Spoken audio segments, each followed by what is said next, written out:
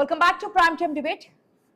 ఇప్పటి వరకు జరిగిన పరిస్థితులు చూసాము. వారి వల్ల ఏ దేశం ఏ విధంగా అంటే స్వప్రయోజనాల గురించి కొన్ని దేశాలు ప్రయత్నిస్తూ ఉంటే, యుద్ధాన్ని ఆపడానికి కొన్ని దేశాలు ప్రయత్నిస్తుంటే, కొన్ని దేశాలు సహకరిస్తున్నటువంటి సిచ్యువేషన్స్, జరిగినటువంటి పరిణామాలు ఈ 10 రోజులు ఏం జరిగింది అనేది.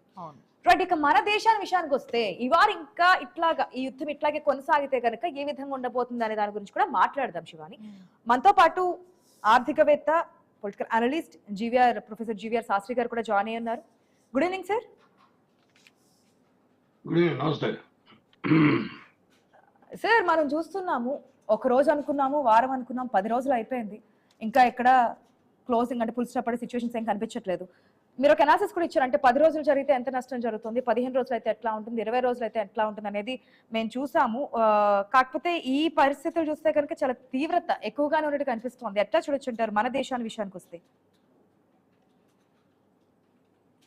మన దేశానికి వస్తే అంటే చెప్పాలంటే మనకి ఒక ఆర్థిక వ్యవస్థ depend on supply chain management.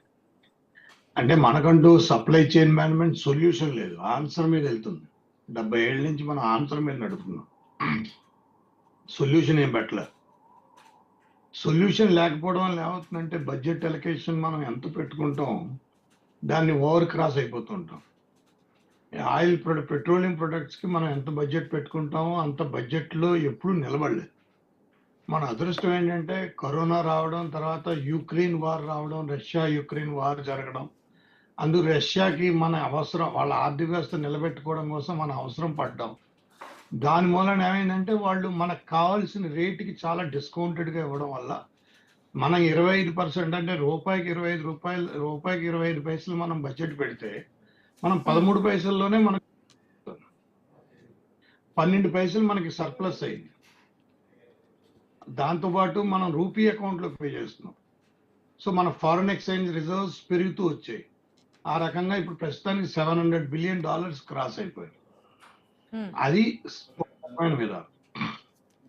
కానీ మనకు వచ్చే ఇంపాక్ట్ ఏంటంటే ఇంపాక్ట్ 100% ఉంటుంది. ఎందుకు ఉంటుందంటే ఆయిల్ రేటే కాదు, ఇంకా చాలా విషయాలు ఉన్నాయి. ఆ చాలా విషయాల్లో ఏంటంటే ఫారెన్ ఎక్స్చేంజ్, కరెన్సీ వాల్యుయేషన్ మారిపోవడం, తర్వాత పేమెంట్ సెటిల్మెంట్ మారిపోవడం, వచ్చేవి ఏమి రాకపోవడం, మనం ఎప్పుడైతే ఇవన్నీ ఇంపోర్ట్స్ అండ్ ఎక్స్పోర్ట్స్ డిఫరెన్స్ వచ్చేసేసారు, అవి లేకపోవడంతో ఏంటంటే కంపెనీల మధ్య ఆ గ్రోత్ రేట్ తగ్గిపోవడం, కంపెనీల యొక్క మ్యానుఫ్యాక్చరింగ్ కెపాసిటీ తగ్గిపోవడం, ఆ రకంగా ఎంప్లాయీస్ని తగ్గించడం, ఇవన్నీ ఒక chain effect. This is called in economics, we call it as a chain effect. So India ఏంటంటే మనది ఏంటంటే అంటే పెద్దగా కబుర్లు చెప్తాం. మనం ఏంటంటే మనం మిక్స్డ్ ఎకానమీ అండి, మనది అటు క్యాపిటలిస్టిక్ కాదు, ఇటు సోషలిస్టిక్ కాదని మన వాళ్ళు ఏదో చెప్తూ ఉంటారు. ఆ మిక్స్డ్ ఎకానమీ రాసినాడు ఎవడో ఇప్పటిదాకా చూడలేదు, నేనేం చూడలేదు, నాకు అదే అర్థం అవ్వలేదు. ఇప్పుడు ప్రస్తుతానికి ఇప్పటిదాకా మిక్స్డ్ ఎకానమీ అంటే అర్థం అవ్వలేదు. ఏంటంటే రాజ్యాంగంలో రాసింది ఏంటంటే transportation, communication, health and education, ఈ 4టికి ప్రజల యొక్క ఏళ్ళు ఇప్పటిదాకా ఎప్పుడు వాళ్ళు 18% స్టాక్ మార్కెట్ పడిపోవడం చూడాల, ఇవాళ 7% అదిపడిపోయింది. ఇది మన జపనీస్ బ్లాక్ మండే అని చెప్పి అంటున్నారు. అసలు అంటే వీక్ స్టార్టింగ్ లో ఈ స్థాయిలో స్టాక్ మార్కెట్ లో స్టార్ట్ అవడము, క్లోజ్ అవడం చూసిన తర్వాత నిజంగానే బ్లాక్ మండే అని చెప్పి చాలా మంది స్టాక్ మార్కెట్ అనలిస్టులు కూడా చెప్తున్నటువంటి మాట. ఏం బండి అనుకుంటారు కానీ మనకి అది పెద్దగా ఐడియా లేదు. మండే ఏ బ్లాక్ మండే అనుకుంటే ప్రయోజనం లేదు. ఏమనుకున్నా కూడా చెప్పే. ఇప్పుడు కొన్ని దేశాలు ఉంటాయి, ఇప్పుడు మన పాకిస్తాన్ ఉంది, అన్ని దేశాలకు ఒక ఆర్మీ ఉంటుంది కదా. కానీ వీళ్ళకేంటి, ఈ ఆర్మీకి ఒక దేశం ఉంది,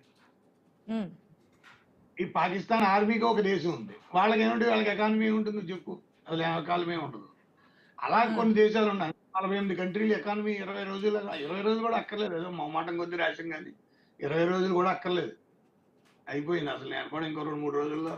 సరే, మీరు అన్న రిపోర్ట్ లోనే ఇదే సిచ్యువేషన్ ఒకవేళ నెక్స్ట్ 20 days కి రిపీట్ అయితే, కంటిన్యూ అవుతే 48 కంట్రీస్ చాలా లాస్ చూసే అవకాశాలు కనిపిస్తున్నట్లుగా రిపోర్ట్ లో కూడా ఉంది. ఏ కంట్రీస్ అందులో ఉండే అవకాశాలు ఉన్నాయి? అండ్ నిజంగా 20 days లేకపోతే ఇందాక మీరు అన్నట్టుగా హార్డ్లీ ఒక 1 week లేకపోతే 15 days లో అలాంటి సిచ్యువేషన్ మనం చూడొచ్చా? ఇదే విషయం 21 days అయితే అమెరికా కూడా చెప్పా. ఇదే కనుక 21 days అయితే అమెరికా కూడా చెప్పాను. ఎందుకంటే అమెరికన్ కంపెనీస్ వాడికి ఏంటంటే మన ట్రంప్ గారికి తెలియదు ఏంటంటే ఆయన ఆర్థికవేత్త కాదమ్మా, ఆయన క్యాపిటలిస్టిక్, ఆయన క్యాపిటలిస్ట్ Businessman. అంటే బిజినెస్ మ్యాన్. ఆయనకి పెద్దగా ఆర్థిక వ్యవస్థలు ఇవేమి తెలియవు ఆయనకి. ఆయన తప్పని మనం అనట్లేదు. కానీ ప్రాబ్లం ఏంటంటే ఒక క్యాపిటలిస్టిక్ ఎకానమీలో వాళ్ళు American companies transformed into global companies. ఎప్పుడైతే transformed American companies becomes global companies, ఇప్పుడు ఏమైంది, దుబాయ్ వచ్చారు, దుబాయ్లో మొత్తం దుకాణాలన్నీ మూసేశారు. ఇప్పుడు ఆయన మళ్ళీ ఆయన ఏమవుతుంది, ఆయన ఏమనుకుంటున్నాడంటే నేను పెద్దోడు, నేను గొప్పవాడు, నన్ను మొత్తం దేశాలన్నీ కలిపి మీ ప్రోడక్ట్ మేము బ్యాన్ చేస్తున్నాను, ఒక రోజు అనుమానం రాత్రి మొన్నటి పొద్దున 6 మొన్నడు దుకాణం ఎత్తేస్తారు అక్కడ అమెరికాలో. ఎందుకంటే క్యాపిటలిస్టిక్ ఎకానమీ, బిజినెస్ ఓకే. అంటే హ్యాండ్ కాక మన భారతదేశం, ఇప్పుడు మన భారతదేశం జయశంకర్కి నరేంద్ర మోడీకి మన మోడీ గారికి బాగా తెలుసు అది, అందుకే వాళ్ళని హ్యాండిల్ చేస్తారు. ఆయన మోడీ గారికి బాగా తెలుసు వీళ్ళని ఎలా హ్యాండిల్ చేయాలి, ఆయన బ్రహ్మాండంగా హ్యాండిల్ చేస్తారు. ఆయనతో నేను నా అనుబంధం ఆల్మోస్ట్ 27 ఏళ్ళ అనుబంధం. సో నాకు తెలుసు మోడీ గారు ఎలా ఉంటాడు, ఏంటి సంగతి, ఏంటి సభకు. So there is no point. So sir, ఇప్పుడు నాట్ ఓన్లీ ఎల్ఎన్జి గ్యాస్ ఆయిల్సే కాకుండా ఇవన్నీ పక్కన పెట్టేస్తే ఇక్కడ లోకల్లో పండే కొన్ని వస్తువులు కూడా విదేశాలకు వెళ్లకుండా మళ్ళీ ఇక్కడికే రిటర్న్ వచ్చేస్తున్నాయి. లైక్ అరటి కావచ్చు, గుడ్లు కావచ్చు, అవి లోకల్ మార్కెట్స్ లో రైతులు అమ్మేస్తున్నారు చాలా తక్కువ ధరకే. ఈ సిచ్యువేషన్ ఇలా కంటిన్యూ అయితే దారి ఉంటుందమ్మా, సముద్ర మార్గం అనేది ఉంటుంది. విశాఖపట్నం నుంచి ఎక్కువగా ఎక్స్పోర్ట్ అవుతుంది. ఆ విశాఖపట్నం నుంచి అందులో అంటే మాంసానికి సంబంధించి కోడిగుడ్లు, పాలు, రకరకాల కాయగూరలు, ఇవన్నీ వాళ్ళు కంటైనర్లో ఈ మిడిల్ ఈస్ట్ కంట్రీస్ అన్నిటికీ పంపిస్తారు. ఆ మిడిల్ ఈస్ట్ కంట్రీస్కి వెళ్ళే కొద్దీ అవన్నీ ఒక 10,000 కంటైనర్లో 20,000 కంటైనర్లో వెళ్తూ ఉంటాయి. నిన్నే లూలు మాలోడు 80,000 కేజీల ఆహార పదార్థాలు తీసుకెళ్ళాడు దుబాయ్. లూలు మాల్ కలెక్ట్ చేసి పట్టుకెళ్ళింది. సో దీని అర్థం ఏంటంటే వెనక్కి వచ్చేస్తున్నాయంటే వాళ్ళకి ఏంటంటే they are not able to ఎదరికెళ్ళని పరిస్థితి. లేదా స్ట్రైట్ ఆఫ్ హార్మోన్స్ బంద్ చేస్తాడు ఆయన. 24 మేము పంపమంటున్నాం, మేము పంపం. మీరు అంటే ఒక యుద్ధం అనేది దేనికి, అసలు ఏ దేశం యుద్ధానికి పనికిరాదు. It is not the right of any country. Economic ఇంతకుముందు ఎవరు చెప్పినా సరే, ఎస్పెషల్లీ మన దేశం విషయానికి వచ్చిన యుద్ధాన్ని ఎవరు స్వాగతించారు, శాంతి చర్చల ద్వారానే చూసుకుందామంటారు.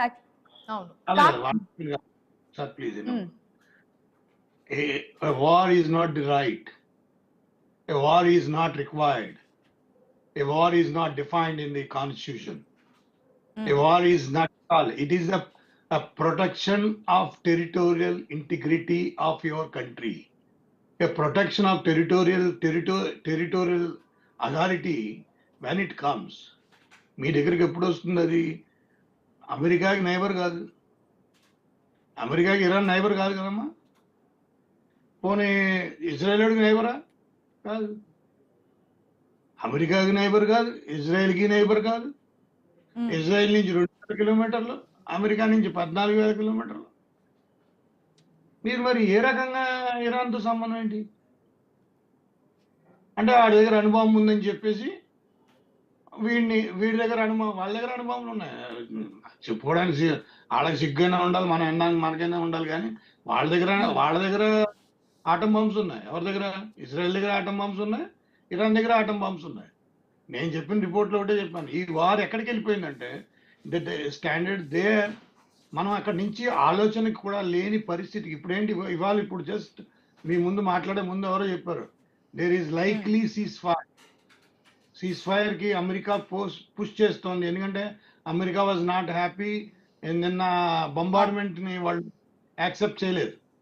ఆ బొంబార్డ్మెంట్ యాక్సెప్ట్ చేయకపోవడంతో అది ఏంటంటే బ్యాక్ ఫైర్ అయింది. ఎందుకంటే మోర్ దాన్ దట్ వాళ్ళు ఏంటి 5 లక్షలు 6 లక్షలు డ్రోన్లు వేసేస్తున్నారు.